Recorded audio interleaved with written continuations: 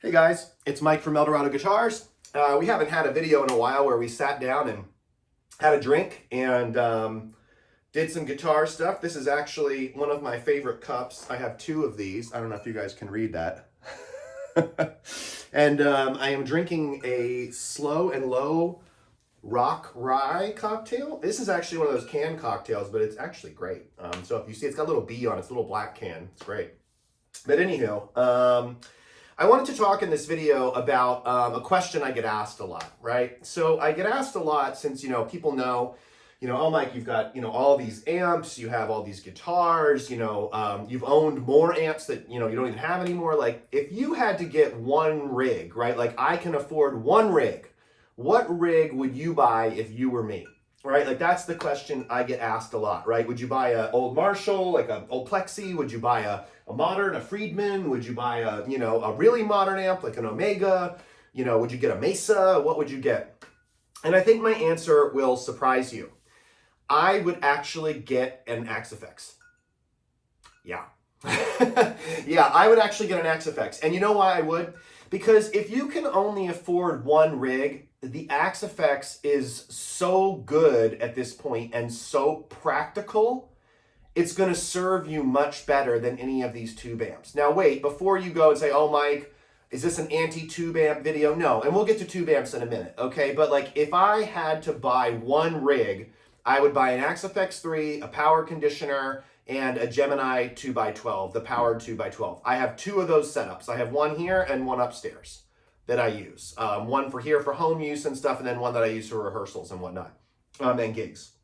And the reason I would recommend that is because the Axe-Fx eliminates a lot of the negatives of tube amps, right? If you're a gigging musician, right? It's light, your sound is very consistent, you can make changes to your sound very easily. You can get great on stage sound, great front of house sound all at once out of one unit. No maintenance. You don't have to lug around a 4x12. You can even have a silent stage. You might not even need the 2x12, right? You can do silent stage, right? And in-ear monitors, right? Which a lot of guys are doing now.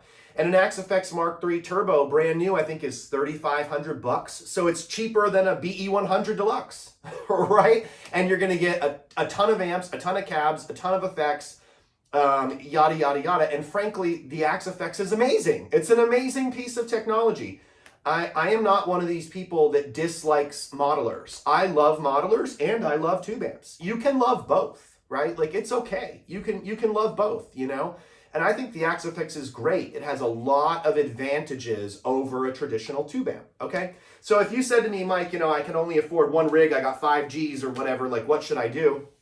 I would buy a brand new Axe-Fx Mark III, or Mark II Turbo, and I would get a used Gemini cabinet. You can get these. I got the one upstairs for $600 from Music Go Round. It's louder than hell. I use it and practice as like an in-the-room sound. I don't mic it, right, or anything. And then when I want to go to gigs, the sound guy just plugs into the back of the Axe-Fx, and all my rigs are set up with a second out, and boom, there you go, solved, right? No miking, no nothing, right? So that's what I would really recommend, to be completely honest with you. Now, let's say you say, Mike, I don't want to do the modeler thing. I'm insisting on a tube amp. I want to buy a tube amp, right? I've got my 5 Gs. What would you do? Okay, so if you're one of these guys that doesn't want a modeler, if you already have a modeler and you want to get a tube amp or whatever, right? What would I do? A lot of you are probably thinking, oh, maybe I'll get a classic amp. I'll get a Plexi, an old Plexi, right? This 1970 Super Lead, or I'll get an old Jubilee, or I'll get an old, 2C Plus or whatever, right? I actually wouldn't recommend that, and here's why. First of all, old amps are expensive. This Super Lead, I think, was like $5,000, right? I mean, it's like, they're very expensive now. Gone are the days of like buying an old Super Lead for $500, right? That shit is over, right? Mark II C Plus is that amp, that's a DRGX, probably like $10,000, right? I mean, this is a Revision F dual rectifier. It's going to cost you a fortune, right? Even old Jubilees are going up in price, right? Especially if they haven't been monkeyed with. So I wouldn't buy an old amp because, number one, they're expensive. Number two, I wouldn't buy an old amp because it takes a lot of kit to get an old amp to work. Let me explain. These are really good. Okay, so let's say you went and you bought an old Super Lead. Let's be like, yo, Mike, I'm going to throw 5 Gs at an old Super Lead. Cool. All right, first thing you're going to have to do is get it looked at. Old Super Leads need a lot of maintenance. Most of them have been fucked with over the years. This one was fucked with, right? Like, not modded. It wasn't modded, to be clear, but it had been fucked with, right? Like the bright cap had been clipped. I think Jeremy told me like the negative feedback had been adjusted or something. That, you know what I mean? There were a couple of like weird capacitor values and stuff that he fixed, right? So like it had been monkeyed with by various techs over its 50-year life, right? So number one, you're going to have to get it checked out, right? That's number one. Number two, you're going to need something like a Fryette power station to get it to work, because you can't play this amp at any gig, right? Do you know how loud this amp is? Like, and I know you all, I mean, most of you do, right? But like, this amp is fucking insane. If I turn this thing up to 8 right now, the people 2 blocks from here would call the cops, right? I mean, it's insanely loud. So you're gonna need a power station. That's gonna add on another $1,000, right? So you're looking at maintenance and parts. You're looking at a power station to get the volume under control and to be able to use your effects in a loop, because of course these old amps don't have any loops, right? No master volume, no loops, right? Yada, yada, yada. So I would absolutely not recommend buying a vintage amp. And then number 3, they're big, they're heavy, they're fragile, they're valuable, right? Like, I mean, once you get your Super Lead like this up to snuff, right? I mean, this thing rips. This is a killer Super Lead. Are you going to want to lug it all over town or on tour, or, you know, have it get beat up more? I mean, you know, I don't know. It's just a lot to think about, right? It's like an investment, you know? So I would not recommend buying a vintage amp if I were you, right? If you say, yo, I got 5 Gs and I want to buy a tube amp, I would not buy a vintage amp. So what would I buy? Okay, so the first thing I would do if I were you is I would definitely buy a modern amp, right? I wouldn't worry about classic amps. I would buy a modern amp. And by modern amp, I don't mean a reissue of an old Plexi or something, right? What I would do if I were you is I would buy a really versatile, great sounding modern amp that has classic tones and is very flexible and is like fully foot switchable and has a lot of options, right? Like a Friedman. That's what I would buy, right? Like I would go buy a small box, the Wildwood small box with the 3 channels, right? I would go buy a BE100 Deluxe. I would go buy, if you want a Mesa, I would go buy a JP2C, right? I actually have one coming in the mail right now. I'm super jacked about it. You know, I would buy, like, what's another good example? Maybe like a, if you're a volume knob guy, if you want to stick to a single channel amp, maybe I might buy like a Marshall Vintage Modern, right? Or I might buy like a, what's another good example? I'm trying to think. A Mesa Fillmore. Mesa Fillmore, if you want a little bit more of a chill amp, right? Mesa Fillmore 50's a ripping amp. Great amp, right? I mean, that's what I would do. Because, and why would I do that? Because 1, it's going to be reliable. 2, it hasn't been monkeyed with. It doesn't need any maintenance or anything. 3, the master volumes are going to be much better and allow you to use it at practice, at gigs, da-da-da-da. You're going to have modern things like effects loops, MIDI, cab clone, right? Like on a new Mesa, right? Or on Dave's stuff, you're going to get like a rip-in effects loop, right? You're going to get a bunch of switches for options, right? Like that's what I would do if I were you, right? I would buy a really versatile, probably channel switching, but a really versatile Marshall inspired or Mesa inspired amp. And then what I would do for a cabinet is buy a used cabinet. Never buy a new cabinet. Never, like never. I literally cannot see a world. I haven't bought a new cabinet. I couldn't even tell you the last time I bought a new speaker cabinet, right? Because I always buy them used. Because, I mean, like a new Marshall cabinet, right? Like a new Marshall 4x12, right? I think, what do they cost now? Like $2,000 or something? I think they cost like $2,000. What the fuck, right? $2,000? That's insane, right? I mean, it's totally crazy. You can buy an old Marshall cabinet from the 80s or 90s or something for legit, I don't know, $500-600. I bought that Mesa 4x12, Mesa Recto 4x12, slant 4x12. Right now, I think the new price on that is like $1,500, $1,600, maybe more. I got it for $500, right? I mean, seriously, the only time I would buy a new speaker cabinet is if it's something very specific. What do I mean by that? Example, The Karstens, right? Like the Grace. If you look at my speaker comparison video, like there is something about Brian's 2x12 that's right for this amp, right? So like that's when and you're not going to find one of those used most likely, right? Like finding a Karstens 2x12 used is going to be very rare. So like that's an example where I might buy a cabinet. Actually, that's the last new speaker cabinet I bought. I bought that in 2021 because I bought it with the Grace, right? So I would not advise buying a new cabinet. I would buy a used cabinet. I might even buy a cabinet that's unloaded. If you find like an old Marshall cabinet, like sometimes you can find, my buddy Tanner got a great deal on an old Marshall cabinet from the 70s that I think was unloaded, right? Meaning no speakers, right? It was just the shell. Got it for a couple $100, right? $200-300 I think he paid for it in like 2020 or 2021 or something, right? And then he just went out and bought speakers and put the speakers in it, right? I mean, easy. You can do any speaker you want, right? You can do any combination you want. You can do a cool thing like an X pattern, like two, like if you're a rock player like me, you might want two G1275s and then like two V30s, right? Or you might want like creambacks and V30s, or you might want greenbacks and V30s like Dave does in his cabinets, right? Dave Friedman does in his cabinets, right? You can even buy the Mesa version of the V30 or the Black Shadows and put them in a cabinet, right? There's literally no reason to pay premium prices on cabinets. I would not do it. So if you say to me, what should I do with my 5Gs? Number one, I'd say buy an Axe-Fx, right? And a powered cabinet. But if you say, I don't want to do that, I want to do a tube amp, I would absolutely buy a really versatile modern tube amp that covers a lot of classic tones. I think my top choice would be like a BE100 Deluxe, a Mesa Boogie Mark II, JP2C, right? Or if you want to save a little money, right? Like a Headfirst is a great one. Like Jason has another run of these. I think that's available for immediate shipping, right? I would buy this. And this is like a BE100 with a slightly different feature set that I think actually works a bit better, right? So that's what I would do if I were you. That would be my experience from having owned all of these amps and all of these guitars and stuff. I would absolutely do that. And then as far as guitars go, a lot of guys say to me, yo, Mike, you got all these like really nice guitars, everything from $1,000 old Strats from the 2000s all the way up through like the Dave Grohl model that's, fucking $10,000 or whatever. What would you buy? And the answer is, it doesn't really matter that much, right? Like guitars, I would put more money into an amp than a guitar. The quality of lesser guitars right now, guitars made, but by lesser guitars, I mean more affordable guitars. I shouldn't say lesser, sorry.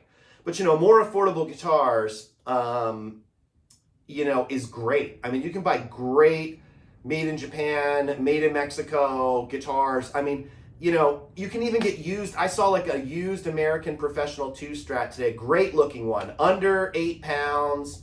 Cool color. It's that black that fades to blue on the edges, right? Dark rosewood board, really nice looking guitar. $1,100, right? Like if you want a Strat, that's a great pickup, right? Like you're gonna be fine, right? Or I personally really like Friedman guitars. Friedman guitars are great. Every Friedman I've owned is killer, and you can buy Friedman guitars used so cheap. Because, they lose a lot of their resale value, right? Or Ernie Ball Music Man is another one, right? Go buy like an Ernie Ball Music Man Sabre used, right? Be like a little over 2 Gs and you'll be good to go, right? I mean, I know that's not a cheap guitar, but like compared to like a Gibson Custom Shop or something, it's very cheap, right? I wouldn't go buy like an R9 reissue, right? Like I wouldn't do that. They're too expensive now. They're like $6,000 new, right? Like even used, they're 5 Gs, right? Like I don't know. I wouldn't do it. So that would be my recommendation for you, right? Is I would buy a modern amp so that you don't have to buy all the extra kit. You don't have to do maintenance, I would be frugal on guitars. I would buy used guitars. I'd buy a used Strat, or I'd buy a used Friedman or a used PRS, right? The PRSs, here's a good one. The PRSs from the 2000s, like anything from like 2000 to 2009, all those PRSs are gold. They're fucking gold. They're so good. This guitar, you've seen this in my videos, right? This guitar is so fucking good. This guitar weighs under 7 pounds. I mean, look how light this fucking thing is, right? It weighs under 7 pounds. I think it weighs 6 pounds, like 13 ounces or something. I did change the electronics around, right? So I put Lawlers in it because I hate PRS pickups, right? But this guitar I think I bought, and this is almost brand new. This was in like mint condition. This is a 2006. There's literally not a scratch on it. I mean, it's like perfect. And I think I got this for like under $2,000, right? I mean, and this guitar is killer. It sounds amazing, especially when you put the new pickups in it. I love PRS guitars. I hate PRS pickups. PRS pickups are fucking shit. They're garbage. But like put a set of Lawlers in it, or put a set of, Duncan Custom Shop, Slash set, or what's another good example? Or buy some Friedman pickups. Buy Friedman, put a Classic Plus in the bridge and a Classic in the neck, man. You'll be good to go, right? IMO, like that's what I would do. There's so many good deals on guitars out there if you just know what to look for. So that's my advice after owning all these guitars and amps, right? It's like if I had to do it all over again, I'd probably buy an Axe-Fx and start there, or buy a modern amp, buy some modern amps, start there, and then maybe, if you decide you want to be a collector, then you get into the classic amp game, right? Because the thing about collecting is it's different than buying modern amps, right? Like collectors are looking for very specific things, like the amps over here, right? And really you don't want to play in that world unless you know what you're doing. So my advice to you would be, sorry, excuse me, I'm getting old, acid reflux. But I would say, buy a Friedman, buy a BE100 Deluxe, I think he's coming out with a Jakey Lee 20 watt head, right? Like, great. Do that if you want a 20 watt head. I personally wouldn't buy a 20 watt head. I don't like the sound of EL84s, and I think the mini heads just get you to want to buy the big head. So I would just buy the big head, right? But I mean, there is a Jerry Cantrell Friedman right now, I think on TGP or something, that's like 3,000 or under 3,000 shipped Conus, continental United States. What a deal, man. Get that. Buy yourself a used old Marshall cabinet. Under 5 G's, you're gonna, for $3,500 or maybe under $4,000, you're gonna be good to go, right? So that's what I would do if you don't want to buy an Axe-Fx. Otherwise, I would buy an Axe-Fx. And I'll say one more thing about the Axe-Fx. I don't want to turn this into a video about modelers versus tube amps, but I'll say one more thing about the Axe-Fx, which is all this bullshit about the Axe-Fx not sounding like a tube amp or not responding like a tube amp. It's bullshit. It's total bullshit. The Axe-Fx has encouraged me to buy so many amps, right? Because like I try out the models and then I say, oh yeah, I'll give you a good example, right? If you go watch my video about how Jeremy from Ground Zero Amp Works worked on this Plexi for me and got it sounding awesome. What I did was I messaged Jeremy. He told me he had heard the amp on one of my videos. He said, oh, here's what I think we should do. We should adjust the negative feedback. We should add a bright cap. We should, look at the capacitors, da-da-da-da. I went into the Axe-Fx, right? They have, guess what? A 1970 Super Lead in the Axe-Fx, right? So I went in the Axe-Fx. I pulled up the 1970 Super Lead. I pulled up the basic fractal greenback IRs, right? And I think I did a 57, a 121, and like a 906 or something, right? And all I did was I went into the amp sim, I went to the bright cap, and I put no bright cap, and it sounded just like my amp. And then I put the bright cap that Jeremy, I said, how many picofarads? He said 5,000 or, 49.99 or whatever, 4,700 or something, I think.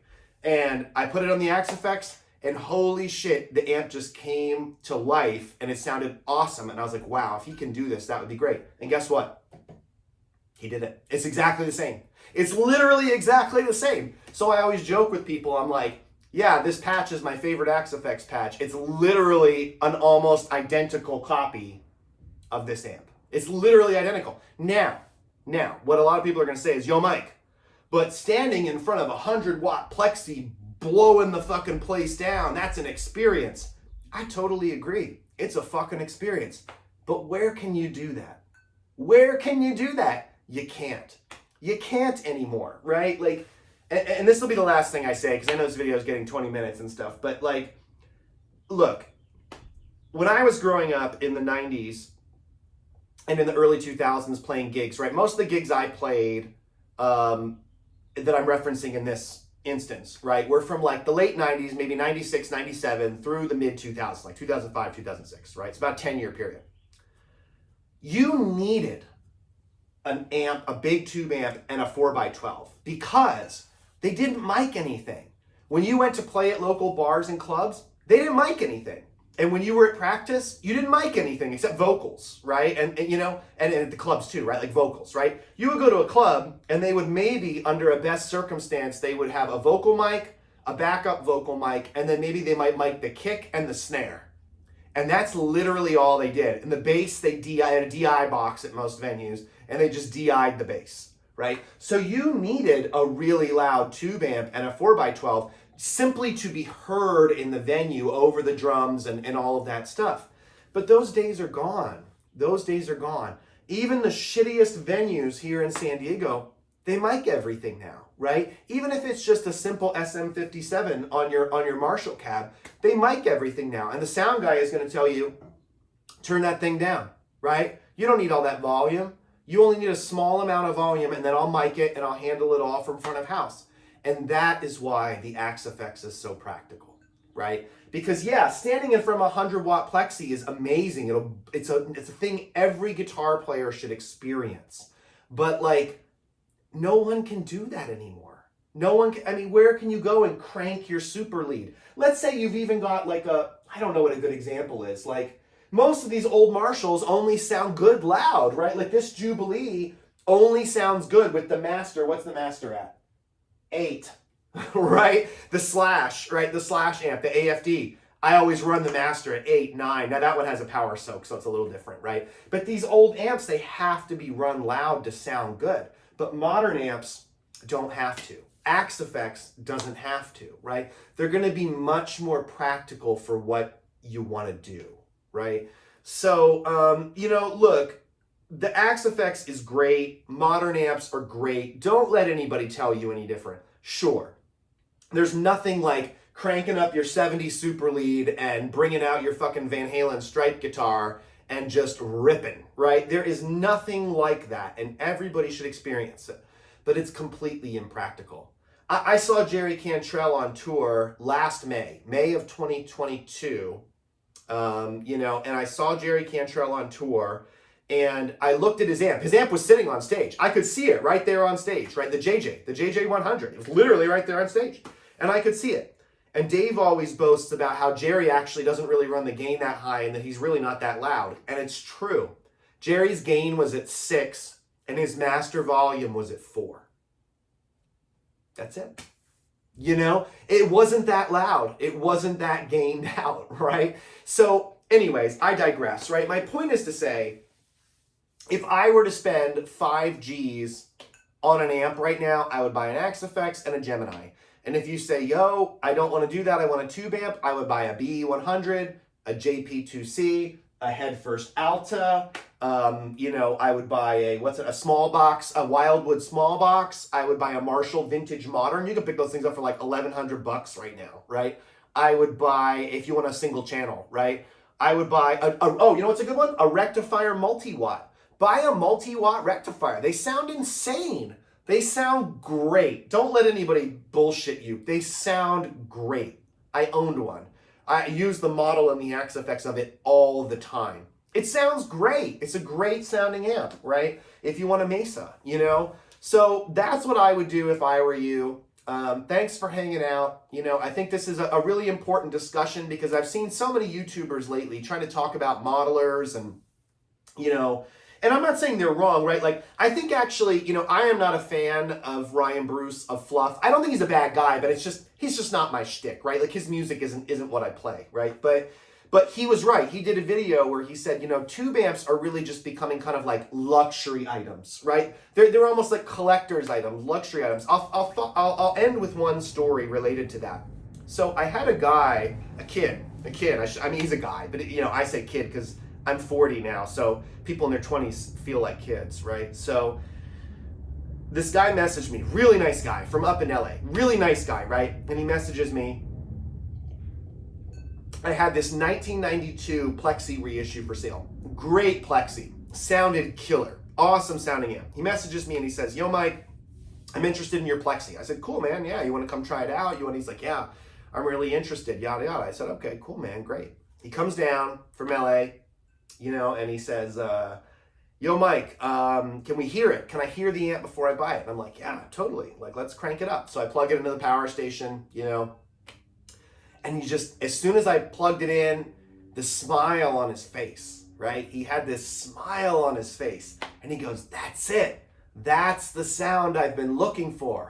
And I said, oh yeah, man, a Plexi. I mean, it's a classic sound. Yeah, dude, like that's the sound. And he was like, this is my first tube amp. And I was like, really? And he's like, yeah. I was like, can I ask you, how old are you? He's like, I'm 24. I think he's 24. I'm 24. And I was like, this is your first tube amp? He's like, yeah, I've always played through modelers. And I'm like, this was a total, disconnect for me. And I said to him, wow. I was like, I'm so happy that you've heard and experienced a loud tube amp in the room. And he goes, yeah, it's so good. And I said, it really is, isn't it? It's so good. And he said, yeah. He's like, I'm just so used to playing through modelers and they're cool, but like I wanted that big sound. And I'm like, yeah. And I was so happy to sell this guy this amp. I gotta admit, I've never been happier, I think, to sell a guy a piece of equipment. I was so happy to sell it to him because number one, it was a great amp. It really was a great amp. I bought it to mod and then I just ended up not modding it. And number two, I just was blown away. I said to my fiance after he left, I said, this guy bought his first tube amp from me. Like, what a wild world, right? And, I went to see Pliny at Pitbull Audio, and he said, oh, yeah, I've never owned a tube amp. Somebody said, what amp do you use? He goes, I don't know. What patch is this? Friedman HBE? What's a Friedman HBE? And I'm like, right? But it's like, but to these younger guys, like, they, you know what I mean? Like, they don't know, right? So there's definitely something about tube amps, but they're just kind of impractical these days. So if I were you, I will leave you with that thought, right? I would buy an Axe-Fx. I would buy a modern amp. Buy tube amps when you want to collect them, or if you're really passionate about them, or, they've become like a luxury product, right? Just like Fluff said, right? They're a luxury product now. They're like, I think he said this bit where he said, like, the kid asked him, what's it like to play loud? And he said in the video, like, what do you mean, what's it like to play loud? And that would be my response too, right? Because like when we were growing up, right, in the 90s, 2000s, like modelers didn't exist, right? Or they were like Line 6 pods, those little shitty beans, right? And like you always played loud, right? Because you had an old fucking rectifier and you played loud, right? And it's just so wild to me. It's just so wild to think about an entire world of guitar players that have never played loud, never plugged into a big amp, never played a Plexi loud, never played a rectifier loud, never played a Jubilee loud. Never played a naked loud. I mean, playing this amp loud will change your life. Like, this amp will rattle your skull, right? I mean, it's like, and no modeler can do that, right? So modelers are practical, tube amps are fun. And I will leave you with that, okay? Thanks everybody for hanging out and having a drink with me, and I'll catch you guys all on the flip side. Peace.